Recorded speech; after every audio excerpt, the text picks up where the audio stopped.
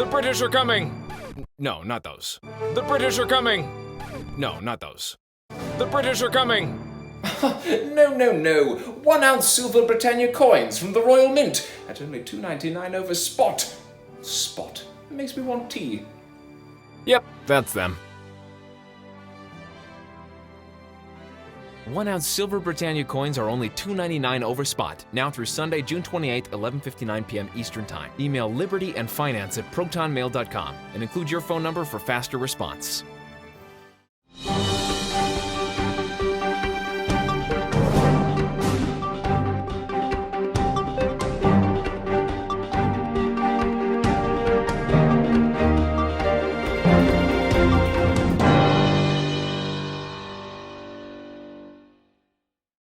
Welcome back to Liberty and Finance and Reluctant Preppers. We have a returning guest you're sure to recognize. Andy Schekman is the CEO of Miles Franklin Precious Metals Investments. He joins us this Saturday, June 27, 2020. Andy, thanks for coming back on. Great to be back, Dunnigan. Lots of craziness happening and always good to see you. My wife and I were just talking about this year and what it's brought, the havoc that it's wrought in all of our lives. There are some silver linings. There are some blessings that have come along the way, being able to spend time with family and being able not to take things for granted and so on. Now being able to cherish some of those experiences we've gotten to return to that we missed for so long. But it's also just been a wrecking ball to our Constitution, to our liberties, to our people being feeling that we're being treated fairly and being told the truth.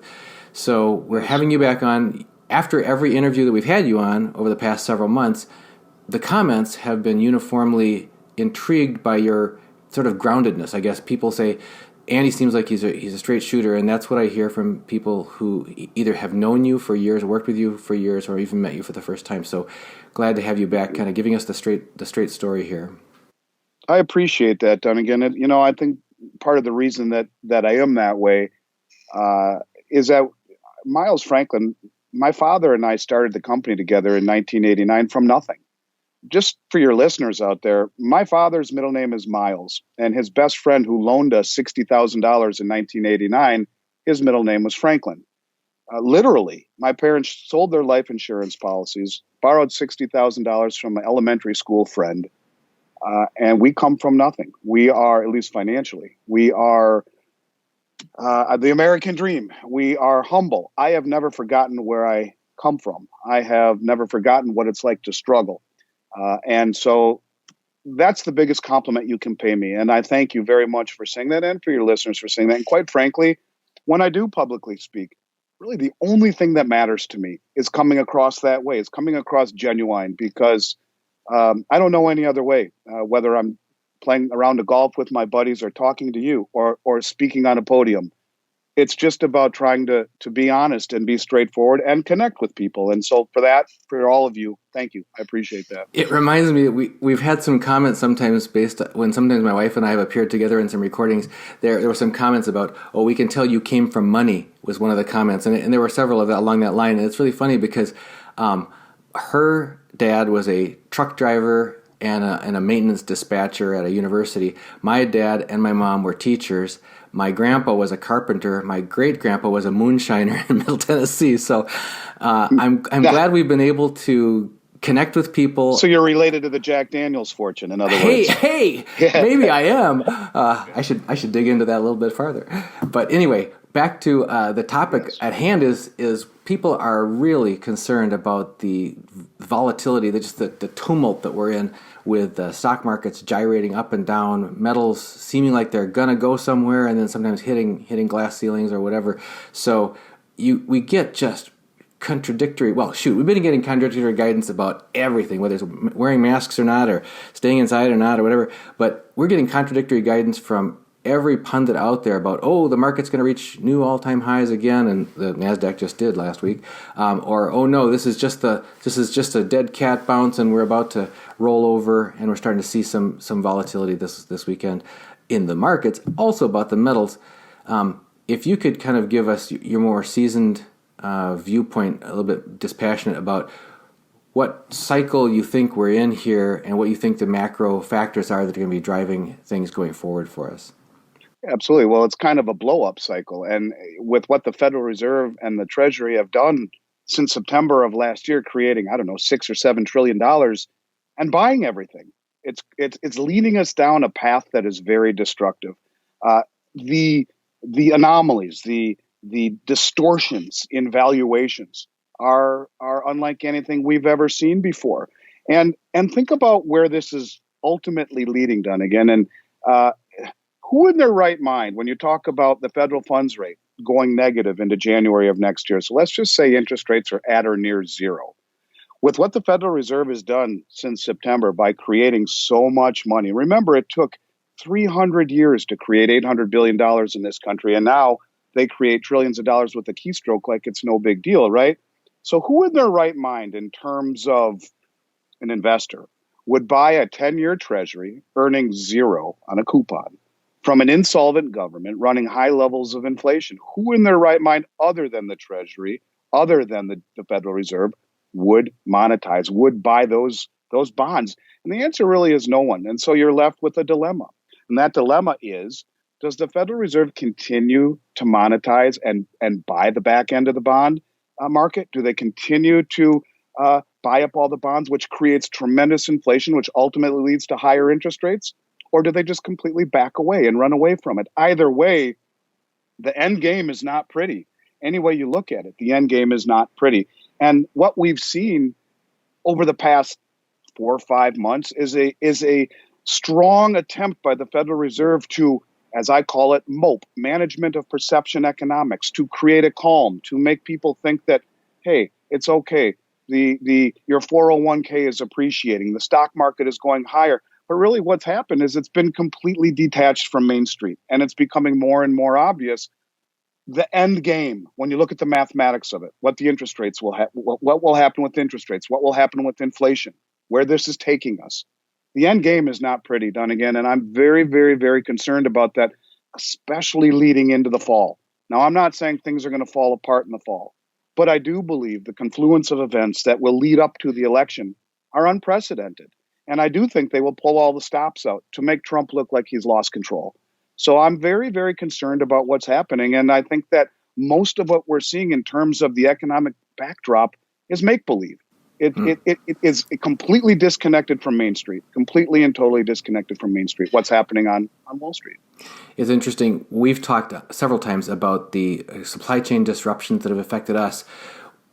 We were in a car dealership this past week, and they were telling us, we can sell you at great prices what's on the lot. We're getting rid of what's on the lot, but don't ask me to get you in some special order thing, because everything is the supply chain is just dried out. There's nothing. The factories were shut down for so long. The suppliers were shut down. Shipping was shut down. We can't put anything together for a long time for you. And then we were in a gun shop just this morning, and the guy was saying, I got nothing. He had a few models in his case. He said, we had people in here, 4 people deep, buying anything we had. He said, I'd take something in on consignment. I have it sold before they could type up the description of it to put it online.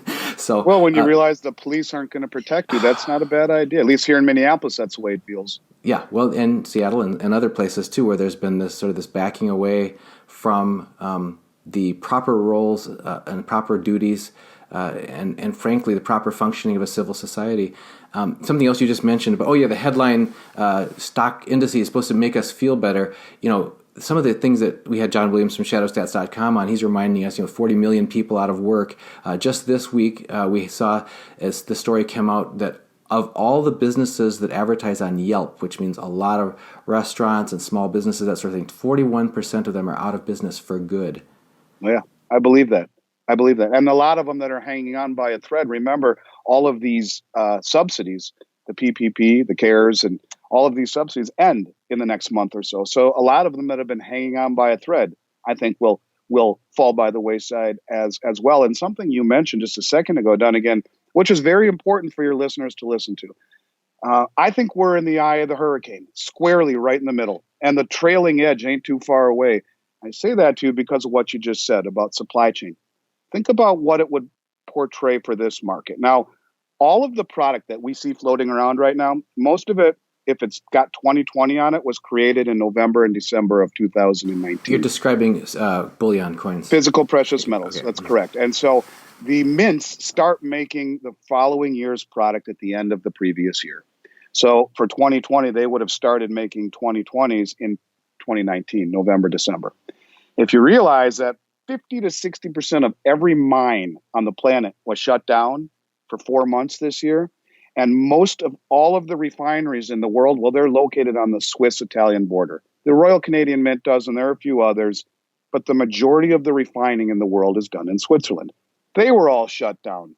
What that tells me is that all of the product that we would expect to have here in the fall, there's going to be a massive back jam. And I think that you will see the exact same thing that we saw in March. And that's why, as I mentioned last time we talked, I've instructed our operations department to go into our line of credit and buy whatever isn't nailed down. Because I'm very, very concerned that those supply chain disruptions were one event away from going right back to where we were in February and March, where premiums were through the roof, product delays were high, and availability was very tenuous at best. And I think it'll be worse this time because of supply chain disruptions. And I think that those aren't behind us yet.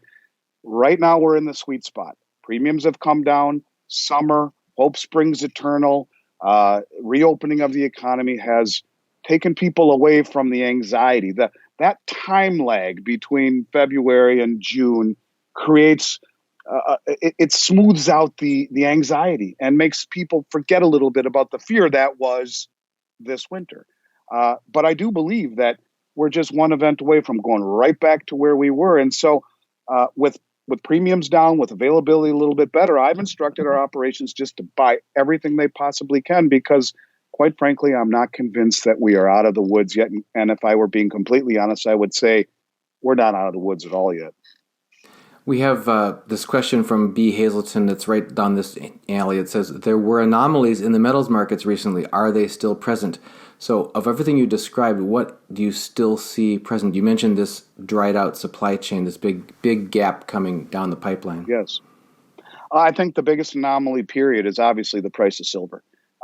Silver is still massively distorted at roughly 100-to-1 ratio. That's within spitting distance of an all-time high. It's a buying opportunity of a generation. I don't care what the premiums are. It's a buying opportunity of a generation period. And when you see JP Morgan amass 1 billion ounces, that's all you need to know. But at 100-to-1 ratio, it's so unusual. It is a massive distortion. It is a massive anomaly. It would be like 4 feet of snow in the Florida Keys in July. That's how big of an anomaly it is. And it was 115 or 120-to-1 in March. And it has corrected a bit. But even still, I truly do believe that when gold busts through its 1930 all-time high, as it approaches 2000 and beyond, silver will be the play. Silver will be the play. And I don't know when that is, but I do believe, I suspect it will be. It will lead the way, at least in terms of best investments on the planet. I can't think of a better investment that gives you wealth protection, privacy, safety, and upside potential. Because then again, it's important to note that when I talk about precious metals, it's not an investment to me. It's wealth. It's been wealth for 6,000 years. I've never bought gold and silver as an investment. As I've mentioned on this show before, my father gave me one rule in 1989 when we started our company. Only one rule or he'd fire me, and that was to buy something every 2 weeks. And I've honored that promise to him. For over 30 years, I've purchased gold or silver every 2 weeks. Every 2 weeks without missing over 1,000 transactions. It's wealth to me. And quite frankly, I think silver is wealth with uncommonly strong upside potential. It is the biggest anomaly. We had talked earlier about anomalies in numismatics. The premiums have come up a bunch on those. People have realized that it was an anomaly, not as good of a value anymore, more in line with what it used to be. Platinum is still an anomaly as it relates to gold, but here again, to me, platinum is a tertiary investment. It's an investment. It is not wealth. It doesn't have the history of wealth that gold and silver do. But from a purely anomaly standpoint or a mathematics standpoint, yeah, it's a heck of a buy. Don't know how it plays out. For my money, it's gold and silver right now. You mentioned the gold-silver ratio. We have a question here from John Askegard, who's looking forward. He's already positioned. He says, I have a lot of 1-ounce silver eagles. if or when the silver does go through the roof, will you trade gold for my silver? If so, how does that work, and are there taxes withheld? Yes, I think that is the way to do it. I think that the way to build your stack without spending any more money is to play the ratio game, is to trade your silver for gold. Anytime that ratio is 80 or above, typically it's better to be in silver. And anytime that ratio is 40 or below, it's better to be in gold. So if we had a ratio that were to snap back to its roughly 150-year average of 42 to 1, absolutely you trade gold to silver. 100%. And yes, there are tax implications. If it's not like for like, in other words, gold numismatics to gold bullion is like for like, silver bars to silver coins is like for like. That is a carrying forward of your basis. But gold to silver are two separate transactions. And I would like to take this moment just to make a clarification about the excellent interview that you presented last night with Rick Rule, who is someone I admire tremendously. And Rick made a comment that I'd like to clarify. The comment that Rick made was that he thought at these levels that it would be best if someone had purchased silver at a much higher level to sell that silver and book a loss and wait 31 days to buy it back. That law that he refers to is the 30-day wash rule. It is a securities law that says you cannot book a loss and then buy something back, either it or something similar, for 31 days. And the reason that is done, again, is that you can imagine someone who's very, very wealthy. Maybe they sell an investment property who has a giant gain, and then they have a stock position that they really don't want to sell that is maybe in a loss. So the idea would be, especially nowadays with free trades, sell the stock, book the loss, write it off against the capital gain, and buy it back for free because there's no trade, no cost on making a trade, right? The IRS says, no, you can't do that. You need to wait 31 days. Does not apply to physical commodities. So, as what Rick said yesterday, sell your silver, but what has to happen is that custody must change hands. If it's in a depository, it moves from their account to our account, and then they buy it back immediately. That is legal. You do not need to wait 31 days with physical commodities to take advantage of selling. It's called the precious metals tax swap. It is a loophole. It is a loophole. It is a legal loophole. If you read the law on the 30-day wash rule, it only mentions securities. So when you talk about physical commodities, in other words, if I sold you my baseball card collection that was worth millions of dollars, let's say, and I had buyer's or seller's remorse the next day, and I buy it back from you, Uncle Sam would want me to pay my fair share of capital gains on the sale, but I could buy it back from you the next day. There isn't a wash rule requirement on physical commodities. Same thing is true with gold. So the advice that he gave your listener of selling at 40, taking that loss, is darn good advice, selling at these levels. But you don't have to wait 31 days and jeopardize maybe not getting back in where we're going in 31 days from now. Things are moving at such hyperbolic speed that 31 days could be 31 years for all we know. You can go right back in the next day. So just wanted to clarify that point because I think it's a sound piece of advice. Yeah, that really perked up my ears yesterday because there was a viewer who had written the question, but I think a lot of us can sympathize with having at least some of our acquisitions been made at a relatively high basis price compared to the current low price. That's very helpful. And just remember, the most important thing for your listeners who have it, if they ever want to take advantage of it, they must send it into us. We must receive it, unpack it, count it, pack it back up, and sell it back to them. Typically, those spreads are between 1% and 2%. So just to clarify, you have a loss, you sell it to us. We charge you somewhere around 0.5% to 1%, depending upon the quantity. We sell it back to you at 0.5% or 1%. The whole round trip may cost you 1% to 2%, but now you write off against capital gains in the future, or as Rick mentioned, $3,000 a year against regular income. Related question here from Deerfly Guy, who says, when precious metals are discussed, usually the topic revolves around getting the most metal for your fiat currency on the purchase. There's more to that discussion than simply the purchase price. If we want to be completely above board, shouldn't we be thinking about taxes due when we sell or otherwise dispose of the same metal? Both the buy and the sell enter into the complete deal, don't they? Yes and no, but I don't know. I think you have to hope for the best and prepare for the worst. Profit's not a four-letter word. I think that you pay your taxes, that means you were successful in investing. You did a good job. I don't think that's your primary consideration when you buy it because, as I've mentioned here before, they say there's no bull market like a gold bull market because as the price goes higher, people get more concerned and they're reluctant to sell it. I don't think that you're buying gold and silver with selling it as an end game thought, quite frankly. When I look at the metal that I've accumulated for the last 30 years, I hope I never need to use an ounce of it. I hope to heaven that I can give it to my children and my grandchildren someday. If I do need to use it, I'm darn glad I have it, and taxes will be the least of my concern at that point. So I think, yes, look, all gold and silver is taxed the same way.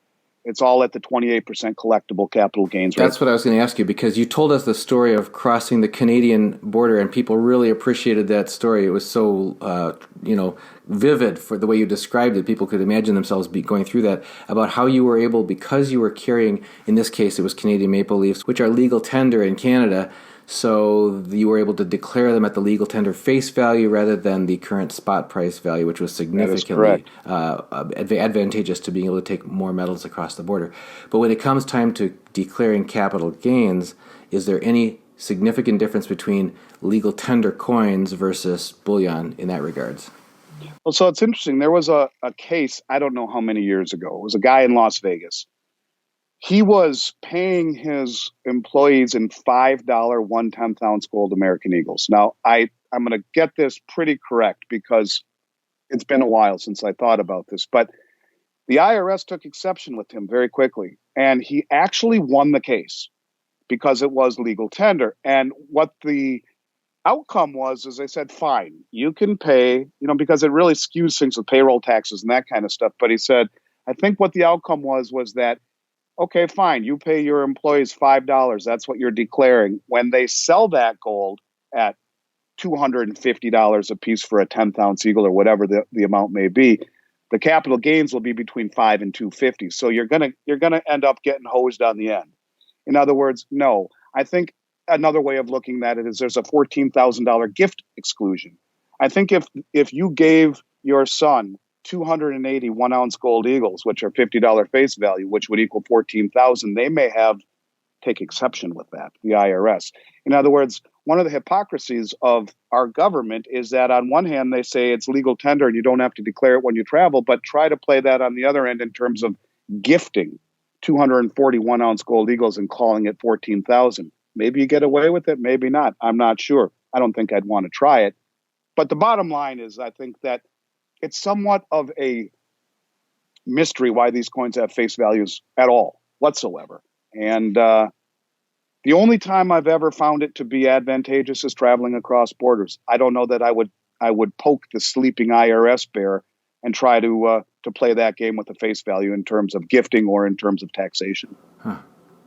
Interesting. It's also curious that the face valuation that they do put on the coins is so not reflective of the average price over the last 50 years or whatever. Well, it's more reflective of the official price of gold. That's true. $42.22 an ounce, I believe it is, something along those lines. So, back when a silver dollar was $1, so yeah. Look, we paid you $50. The official price was $42. You should be happy, right? Huh. So I don't know.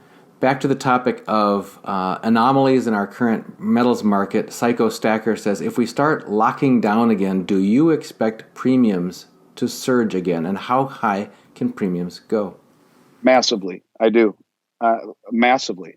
Because lockdown means disruption in supply chain, means, look, there are two mints in North America, U.S. and Canada, at least in terms of sovereign mints. And they were both shut down last time. The rest of them are across the Atlantic Ocean. And, here we talk again about the mines and the refineries. If we see a global lockdown, that's it. I mean, the supply chain is tenuous at best already. And the premiums that we saw in March were the highest I've ever seen in 30 years. And I honestly, truly believe this was just Act 1. And I think we are at the intermission right now. It's an intermission in between Act 1 and Act 2. People are mingling through the lobby, getting something to eat and drink, and they're going to go back to their seats in anticipation of Act 2. And for me, Act 2 is more of what we saw in Act 1. And I'm very, very adamant about that. But I'd like to just to let your listeners know, there's a risk in that for me too. And what that risk is, it's not in buying the metal because I can hedge that. It's buying the metal at these inflated premiums from where they were the last decade. So the premiums are down from where they were in March, but they're still considerably higher than where they were for the last 10 years. So what does that mean? Well, if I'm going to go out there and say to your listeners and to my staff, I believe getting product is going to be very, very difficult second half of this year because of all of the things that are coming together at the same time, culminating with the election. I truly do believe that loading up on product right now is the single most important thing that I can do. But in doing such, I'm buying them at inflated premiums that I can't hedge. And so all of a sudden, let's just pretend that there's some sort of a cure, some sort of a treatment that allows people to get back out and not be afraid any longer. If that happens, you could see gold take a hit. You could see the premiums collapse, and I'm out. All that money that I bought in premium. I'm so convinced that we are going to see disruptions that I'm betting it with my own checkbook out onto my line of credit to make sure that we have product. And yes, I do believe if we see a lockdown, you will see. Let me put it to you this way. I think the market will be defined in two ways, Dunnigan. It will be defined by the people who listen to this show as an inability to source good product. For everyone else, they will think they missed the boat. The prices got too high and got away from them. But I do think it will be the central theme moving forward, inability of sourcing quality product with any ease without paying a fortune. I think you've already answered this next question previously. Cobalt Silver says, "Hi Andy, for people holding a $30 plus silver from the post-2008, what would you do and when?" Sounds like you've clarified that Rick's strategy is sound of trying to take tax losses if people can and want to, if that helps them this year. But you're saying that they don't have to stay out for 31 days, but they do have to. It does have to physically change hands. Does have to change hands, and I'd like to say, look, if you're going to do it, now's the time to do it, because even if it doesn't help you this year, the whole premise of a tax loss is that you are able to carry it forward indefinitely. So if you expect someday your gold and silver to do very well, even if it's 10 years down the road, you can hold that capital loss and apply it a decade from now against a capital gain.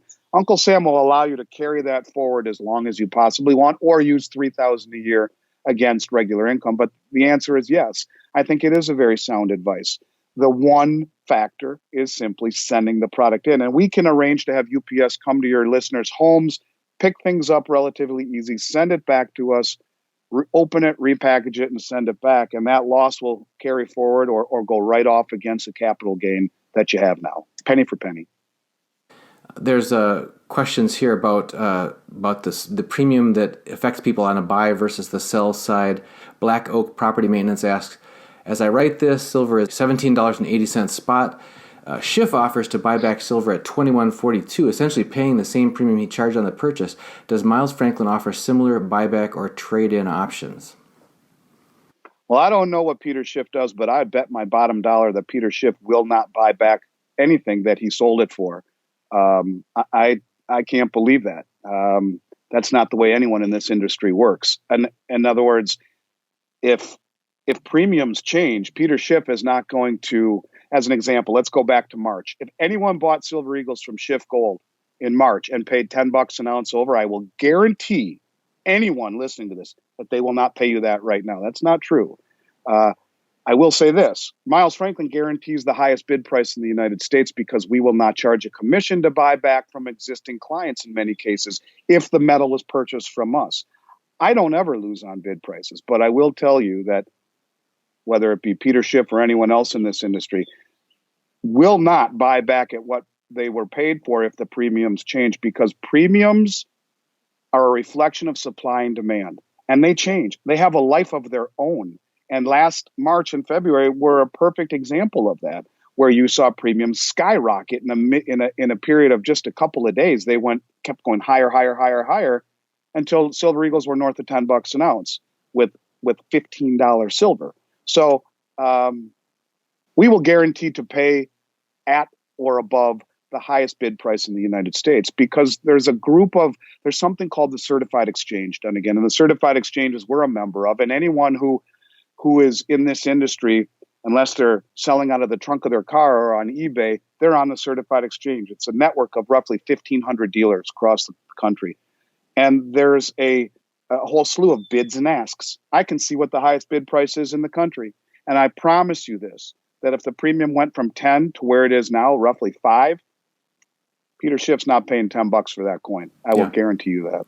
Still on the topic of premiums, because this has been something that people have really confronted in a big way in the past quarter or so. Rob Johnson says, I'm waiting for a pullback to add to my physical metals, but frustrated with the so-called premium. My question is, who charges this premium, and is there any way around it? So I'd like to take you back to 2008, because that question is logical. Will we look for a pullback?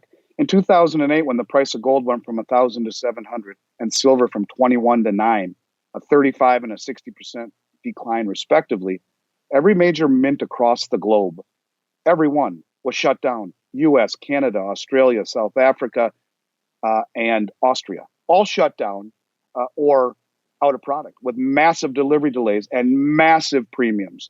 Bottom line is, it's the distributors that receive these products from the mints. The mints charge more money. The distributors charge more money to the end user. And so it's a supply-demand function, period. End of story. It's supply and demand. And it's not the end retailers that are making all the money. It is not the end retailers whatsoever. It is the primary distributors that are marking these coins up, marking up these premiums. And it's a function of, look, if way more people want the product that they're selling and are willing to pay higher prices, why would they not charge more for them? That's just the way that it goes. If no one wants your product, the prices fall. If everybody wants it, that's what they're going to do. And that's a problem that we're faced with. As an example, I spoke with my operations department yesterday, and I talked with him about adding more product to our portfolio for the fall.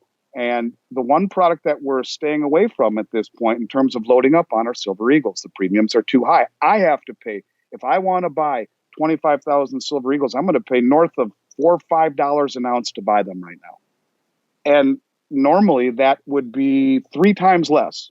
Normally it would be $1.80, $2, somewhere in that neighborhood. You're describing the premium above spot price, yes. That is correct. And that's what I would pay from the U.S. Mint or any of the primary distributors when times are normal. When times aren't normal, those premiums go through the roof. And I can tell you that our commissions stay relatively stable. Yeah, we may make 20 cents more an ounce or 30 cents more an ounce when the premiums are going through the roof. But in general, in order to be commensurate or on the level playing field with all the major retailers in the industry, you can't raise your premiums. It's all coming from 1 or 2 steps above us, the head of the supply chain. And that's because it's just far more demand than there is supply. And that's just the way that the markets work. That's the way that all markets work. And I think that really encapsulates what's different this time, Dunnigan, is that for the first time in 30 years, we are seeing massive mainstream participation. Massive. I never got mainstream participation before, ever. And now it's very common to have someone say, I've never bought gold before. I just cashed out of the stock market. Because remember, those people used to go to the bond market. They're not going there anymore. People who are looking to protect their money and their purchasing power and their wealth and their family's safety, they're coming here. And that's creating way more demand at a period of time when supply is tenuous. So isn't that kind of what the definition of inflation is? Far more money chasing fewer and fewer product or supply. And that's what's happening. The mints or the distributors are feeding the massive demand, and that's pushing the price up as more and more people are realizing that safety is found in precious metals. And I think it will continue. This is why I'm saying people should be buying right now, because premiums have come down. And unless you think there's a smooth transition into the election, it's only going to go higher. The next thing is look ahead here. Mahesh Cordia asks, is a reset likely to be forced by the bond market, or is it possible to have a reset without a corresponding rise in interest rates? I think that is really the Achilles heel. I think it is the Achilles heel, because either with the Federal Reserve boxed into a corner right now, as I said earlier, what do? Do they continue to monetize the debt, which creates high levels of inflation? Because who in their right mind would buy a zero coupon bond from an insolvent country running high levels of inflation, other than the Federal Reserve. So the Federal Reserve has two choices: either continue to buy the back end of the bond, highly inflationary, interest rates rise, or back away, get away from it, and no one else is going to buy it. Interest rates rise. Ultimately, I think interest rates have to rise. The reset will center around, I think, the bond market. Absolutely. It's the mother of all bubbles. And I think the Fed understands that, and their actions are showing that. So at some point, either the Fed backs away or the rest of the world realizes exactly what's happening and the currency collapses. So I think we are heading squarely for hyperstagflation. I really do. I think you're going to see the Federal Reserve has already sowed the seeds of massive inflation at a time when the economy is limping along with the possibility of another lockdown, restricted with one arm behind its back to 30 or 50% occupancy, with so many of the industries across the globe either shut or on the verge of shutting or on the verge of their PPP loans running out.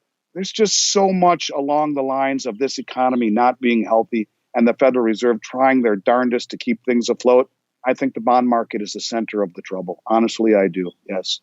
Talking about that impaired economy, you didn't mention that many tens of millions of people unemployed, so the productivity of the workforce is just completely, eviscerated at this point.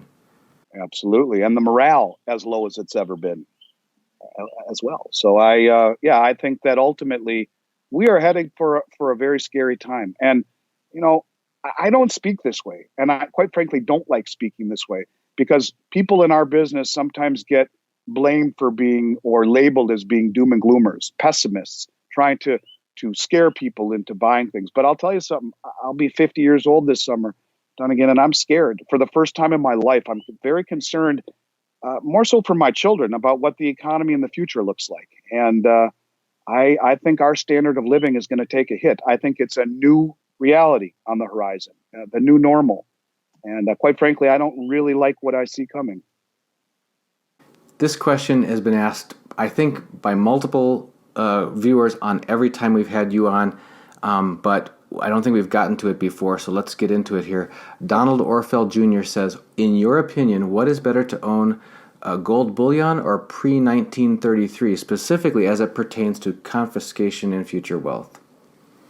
So I've been telling people, if people were to go back and look at all of the podcasts I've done over the past roughly 2 years, I've been talking about anomalies.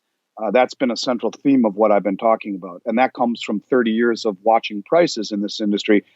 And the anomalies were in silver and in platinum and in numismatics. I've been begging people to trade their bullion for numismatics, to look at numismatics. They're so cheap. It's not happened anymore. And people have realized it. The premiums have gone higher. So with numismatics, you're at that crossroads again. Do you pay the extra money to have something that, according to the 1933 executive order, would give you safety from confiscation?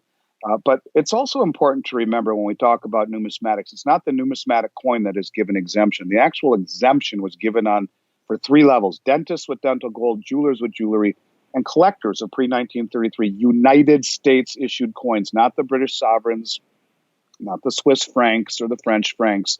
Those are pre-33 European. They're bullion. They are considered bullion. Pre-33 numismatic coins, in theory, if you were to have a nice mix of dates and mint marks to look as though you're a collector, would be safe from a confiscation. For the past two and a half years, since 2017 roughly, I viewed them as the best buy in gold I'd ever seen in 30 years. And I kept begging people to do that. And a lot of our listeners did. A lot of my clients traded their bullion for numismatics at almost a 1-to-1 ratio for graded, uncirculated 62, 63. Now you have to think about it, because those premiums are higher indeed. And I guess I really do feel, Dunnigan, that in the end, people's wealth will be valued or measured by the number of ounces that they own. If you're able to buy numismatics and not decrease terribly the number of ounces you own, it behooves you. In other words, if someone's going to buy $10,000 worth of gold right now, you could probably get 10 MS-62 St. Gaudens or MS-61 $20 Liberties, and it might cost you a little bit more than 10 gold eagles or 10,000 worth of gold eagles. Let's say 6 coins, maybe 5 coins. You're not going to lose any ounces. If you're talking spending $1 million, between the two, it'll end up costing you 50 ounces or something along those lines. So you have to think about it. I guess the bottom line is simply this. If I had my druthers, I'd own nothing but pre-33 numismatics. I think they're a better way to own gold. They're intriguing. They're fun to look at. They're Americana, and they offer unusual upside potential and, in theory, safety from confiscation. But if you have to pay a whole bunch more for them, is it worth it? We're right at that crossroads and very quickly could go way too high on numismatics. Doesn't make sense to buy them. But I will say this. In 2008 and 9, I flew all around America begging people to trade their numismatics for gold when the premiums were $1,700, $1,800 with $1,000 gold for the same coin that you can buy right now for $60, $70, $80 over the price of gold. So there are times where you can play that anomaly both ways. We're right now where you have to think about, does it make sense to pay that premium? For some, it would. If you're looking for the safest way of owning physical metal, it's in $20 gold pieces. It's in pre-33 numismatics. Just don't buy the high-grade stuff. The high-grade stuff, the cherry on the sundae, it lacks liquidity. If you're going to buy numismatics, find it in semi-numismatics. Don't go higher than MS64. Buy certified coins that are PCGS and NGC certified. And more than anything, stay away from the modern minted numismatics. That's lipstick on a pig.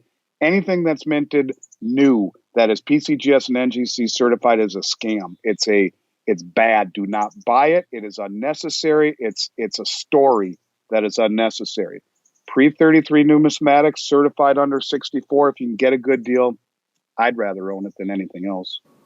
A little bit of question about the Miles Franklin Company itself. People are a little bit confused because Miles Franklin operates a little bit differently than some other companies. Janice Nunn says, Andy's company has a Delray Beach, Florida address on the website. What about Minnesota? And where's the storage facility? In which state? And where are the reps if I want to look them in the eye over golf or lunch?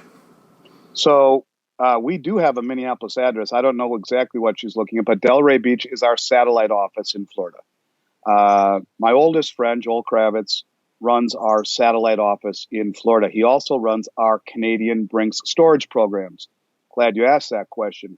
We have storage facilities with Brinks, special relationships, and we just opened up our U.S. Brinks program, which I'll talk to you about here in a second.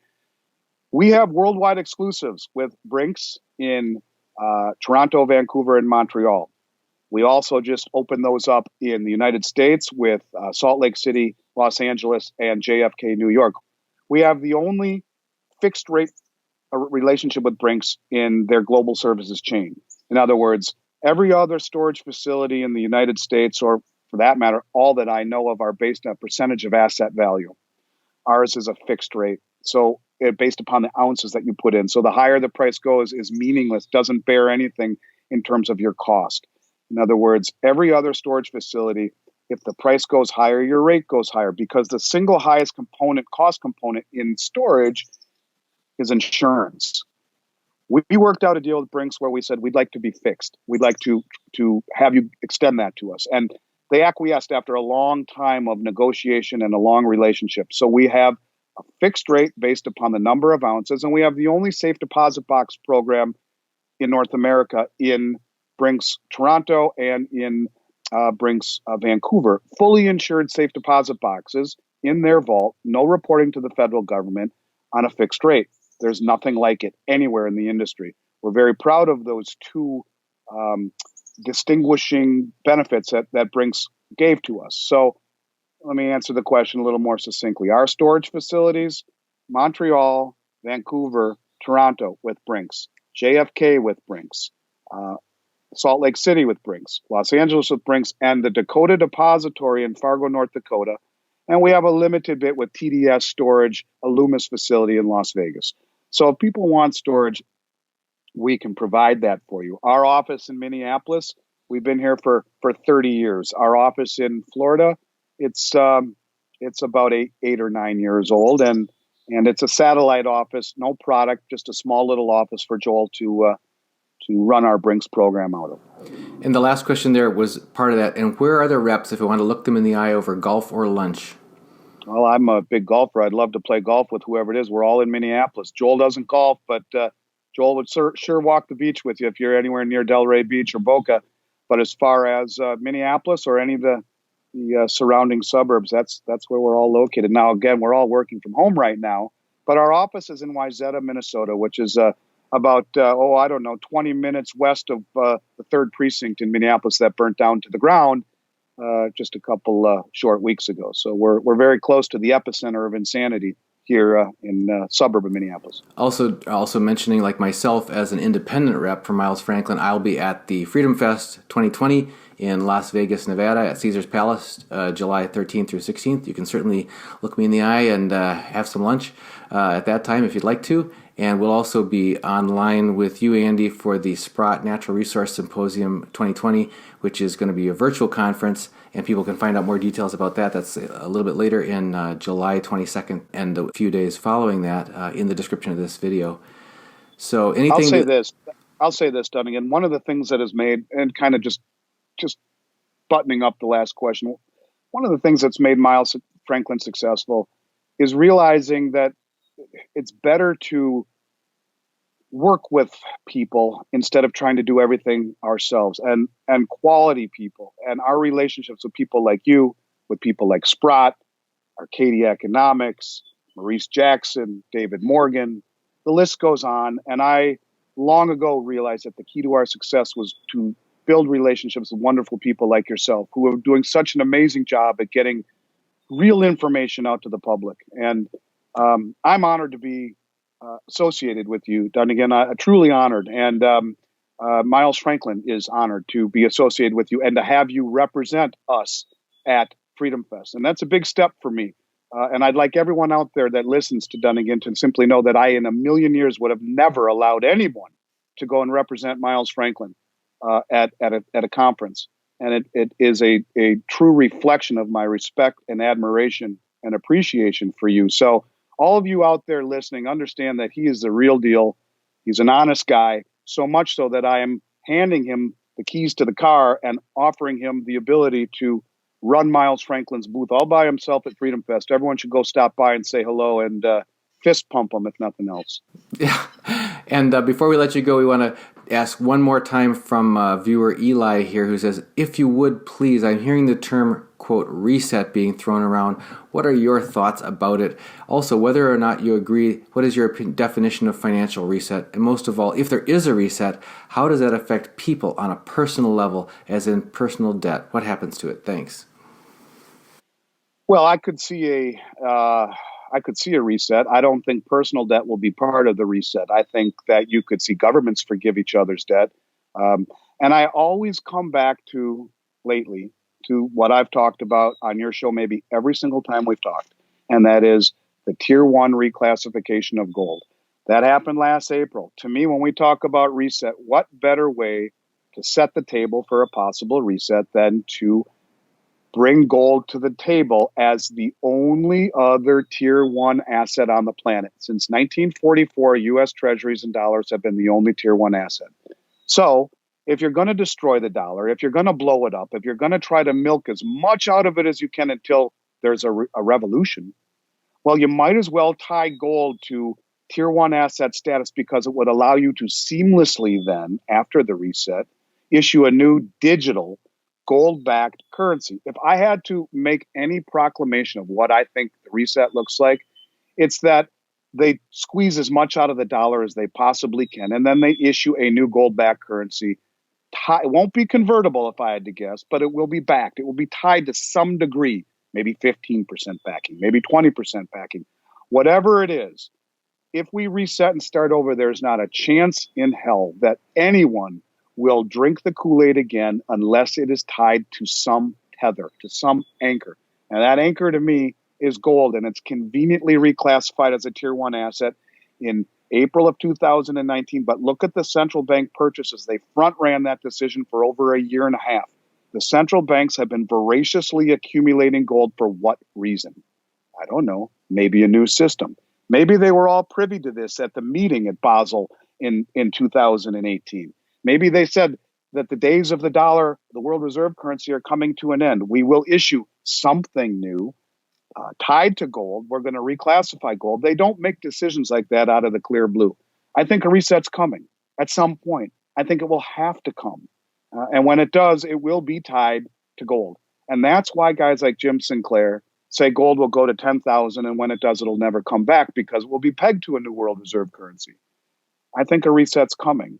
And I think a reset is just when the rest of the world stops taking dollars. And whether it emanates from the United States, as Rick Rule said, or from abroad, doesn't matter. A reset is coming. And if not, our standard of living is going to substantially decrease. And quite frankly, I think our US dollar just collapses under its own weight. Remember, a Keynesian-based system is one that is covered by a blanket of debt and maintained by consumption and spending.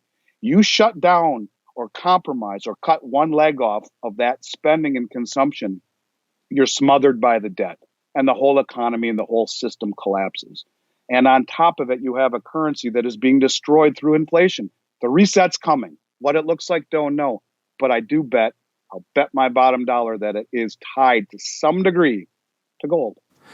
What you just said about the fate of the U.S. dollar being in urgently, imminent jeopardy was echoed by Alistair McLeod, John Williams, and Rob Kirby all in the past week on our channel. My wife and I were looking at each other and going, dang. I mean, if I remember Bill, you mentioned Jim Sinclair. He and Bill Holter came out a few months ago with a thing saying, when is now? People have been saying, well, when's it going to happen? When's it going to happen? And they're trying to get the word out. When is now? So don't wait for some signal sometime down the pike, but it'll be too late. So you can't say we didn't warn you.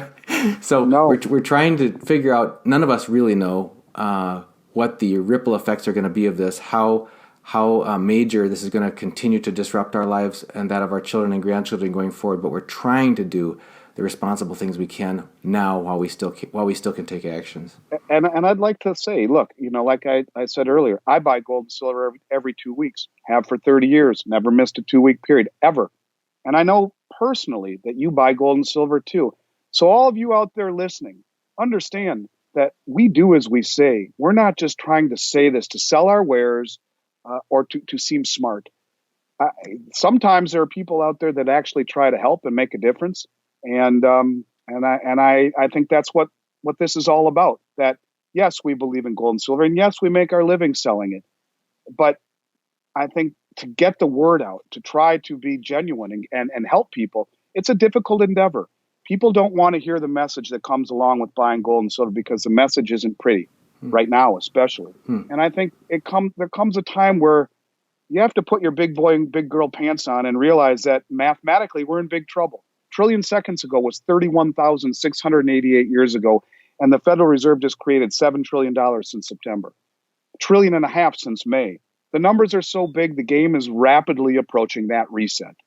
And quite frankly, I am in firm belief, due to the reclassification of gold and the massive accumulation by the central banks, that they're all planning to have gold as a central theme, part of the long game for whatever comes next. And that's why we're doing this. And bringing it home to reluctant preppers and Finance and Liberty is the idea that preparedness means doing what you can do to be prepared for what you can't control. In other words, trying to control the things that you can in your life because you recognize that there are important impacts that are going to be coming from things that are out of your control. So this is another example of that. In fact, we're talking about things we're going to talk about at the Sprott Symposium. That's something that's really been echoing in my mind about that is that bringing that preparedness theme about influencing, making decisions and actions in the things that you can control in the face of things you can't. And that's why we have no order minimum. And in the middle of COVID, when every online retailer had an order minimum, we didn't. And your listeners out there, I hope there'll be one or two that'll chime in on the notes section, which I always try to read and respond to the naysayers. And, I don't like to be taken to the woodshed, so I'll always try to reply to them. But there are a lot of people out there who listen to your show that have bought 10 ounces of silver from me, and I talked to them for 45 minutes. We don't have an order minimum. We want to help everybody. And you're right. Do what you can. You don't have to spend $100,000. You can spend $100 or $500 or $1,000. Do what you can. Take the proper steps. Something's better than nothing. And so when you talk about being honest, being genuine, being straightforward, that's as straightforward as I can be. We don't have an order minimum, and we'll treat you the same way because we're not an online company. So you have to call and talk with one of us. We'll answer your questions. Make sure that you feel good about what you're doing. Whether it's $100, $100,000, or $1 million, it doesn't matter to us.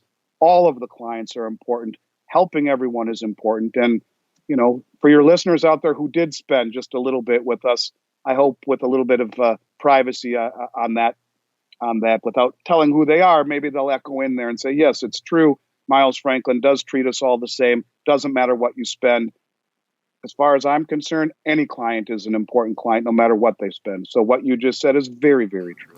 My wife and I challenge ourselves, and our kids challenge us, and we them, to try to make more of a priority of face-to-face interactions with people. At supper, we try to put the phone away, try to really be there for each other. But I got to tell you that when my phone rings and I say, honey, it's somebody reaching out about Bullion, she says, yeah, take the call, go talk to him. And it's not just because it's a job. She's concerned about helping out the people on the other end of that line who are reaching out. A lot of them are reaching out for the first time, whether they're trying to protect some of their retirement savings, whether they're just they just got a little bit of savings scraped together from some government check or some money that they had that they could spare. They said, I just want to do something to protect something. So, yep, that's trying to make a priority. Then again, I think it's a blessing. Honestly, I think it's a total blessing. And I always have. I think it's cool to go to bed at night thinking, maybe I contributed a little bit to this world. I do feel that way. And I do think it's a blessing. And I thank you for echoing that same feeling. And I think everyone out there understands that about you, and I do, and that's why I'm so proud to be associated with someone of your character. So for what it's worth, I appreciate it. Well, thanks, Andy. Thank you, everyone, for joining us for this visit with Andy Schekman. If you have any follow-up questions, you can continue to add them to the stream. We'll try to address them as possible.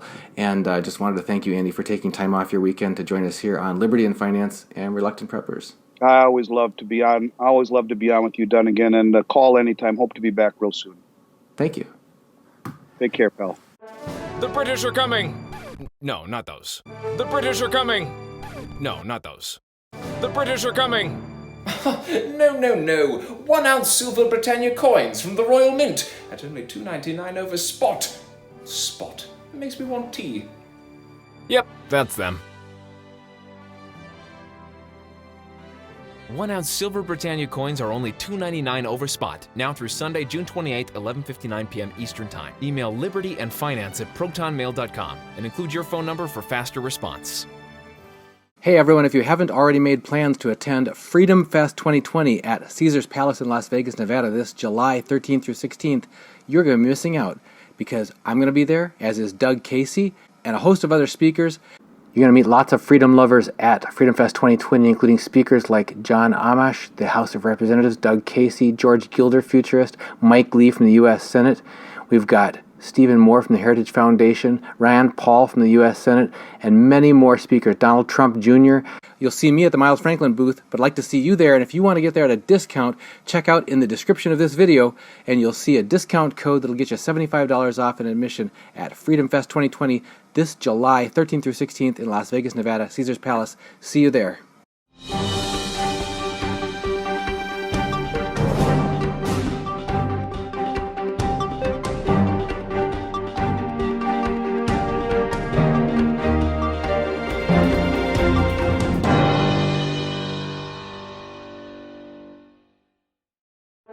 The British are coming! No, not those. The British are coming! No, not those. The British are coming! No. 1 ounce silver Britannia coins from the Royal Mint at only $2.99 over spot. Spot. It makes me want tea. Yep, that's them. 1 ounce silver Britannia coins are only $2.99 over spot, now through Sunday, June 28th, 11:59 p.m. Eastern Time. Email libertyandfinance@protonmail.com and include your phone number for faster response. If you've decided that now is the right time for you to protect your family's financial future by acquiring physical precious metals, gold and silver, I'm delighted to let you know that I have now become a licensed dealer's representative for Miles Franklin, one of the oldest and most trusted names in bullion dealerships. And we can provide you with physical delivery to your personal possession or to professional vault storage or precious metals IRAs. Just email me at libertyandfinance@protonmail.com, and please include your name and phone number in your email to libertyandfinance@protonmail.com. We'll get right back with you and find out how to best meet your needs so that you can either begin or increase your acquisition of physical precious metals now and protect your family's future starting today. The British are coming! No, not those. The British are coming! No, not those. The British are coming! No. 1 ounce silver Britannia coins from the Royal Mint at only $2.99 over spot. Spot. It makes me want tea. Yep, that's them. 1 ounce silver Britannia coins are only $2.99 over spot, now through Sunday, June 28th, 11:59 p.m. Eastern Time. Email libertyandfinance@protonmail.com and include your phone number for faster response.